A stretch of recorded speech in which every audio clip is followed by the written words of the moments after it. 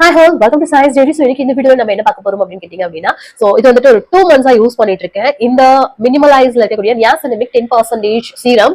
So இந்த face serum use பண்றதால நம்ம face எப்படி மாறும், என்னெல்லாம் எனக்கு வந்துட்டு டிஃபரன்ஸ் இருக்கு அப்படிங்கறத உங்க கூட ஷேர் பண்ணிக்கிறேன். ஸோ இது வந்துட்டு எனக்கு ரொம்பவே பிடிச்சிருக்கு. இது வந்துட்டு ஒரு பாட்டில், அதாவது கிளாஸ் பாட்டில்ல வரக்கூடியது.